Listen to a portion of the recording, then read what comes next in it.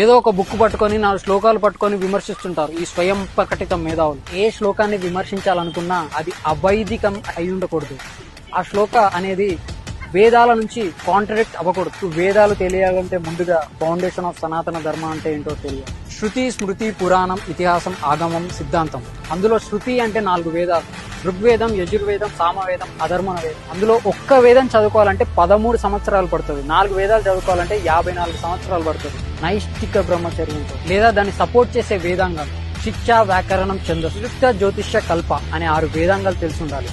లేదా దాన్ని సపోర్ట్ చేసే 4 ఉపవేదాలైనా తెలిసి ఉండాలి. ఆయుర్వేదం, ధనుర్వేదం, గాంధర్వ వేదం, అర్థశాస్త్రం. మీకు 18 స్మృతులు తెలిసి ఉండాలి. 18 పురాణాలు తెలిసి ఉండాలి. అద్వయం, బద్వయం చైవ, బత్రయం, బతచుష్టయే, అనాపలింగ పుష్కాని.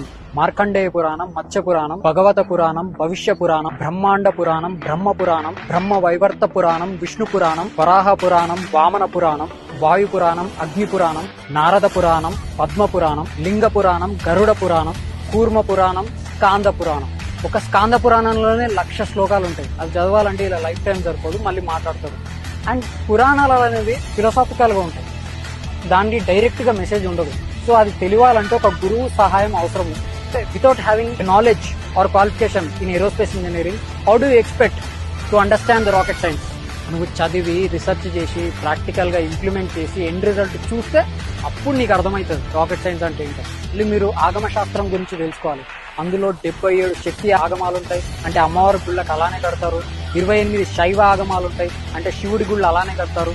108 వైష్ణవ ఆగమాలు ఉంటాయి, అందులో అంటే విష్ణువుకి సంబంధించిన గుళ్ళన్నీ అలానే కడతారు. గుడి కట్టేటప్పుడు అందులో ప్రాకారాలు, శిల్పం, గోపురం, ధ్వజస్తంభం, బలిపీఠం, మూల విరాట్, ఈ మ్యాథమెటికల్ క్యాలిక్యులేషన్స్ అన్ని, ఈ యాంగిల్ ఆఫ్ ఎలివేషన్స్ అన్ని ఒక క్యాలిక్యులేషన్ ప్రకారం చేస్తారు. ఆగమ శాస్త్రం ప్రకారమే చేస్తారు. ఇవన్నీ రాయడానికి కనీసం 10,000 సంవత్సరాలైనా పట్టుంటది. Not precisely. ఇవన్నీ చదివి అర్థం చేసుకొని డీకోడ్ చేసుకొని అన్వయించుకోవాలంటే నువ్వు 100 జన్మలు ఎత్తినా సరిపోదు. మీరు విమర్శించే విధానం ఏదైతుందో అది క్రిస్టియానిటీని విమర్శించవచ్చు, ఎందుకంటే సర్వం బైబిల్లో ఉంటుంది. వాళ్ళకి బైబిల్ని చూసి క్రిస్టియానిటీ విమర్శించవచ్చు, అలాగే ఖురాన్ని చూసి ఇస్లాంని విమర్శించవచ్చు. సనాతన ధర్మం అలా కాదు మిత్రమా.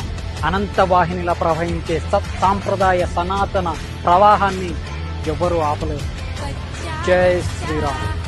జై శ్రీరామ్ బోలేగా.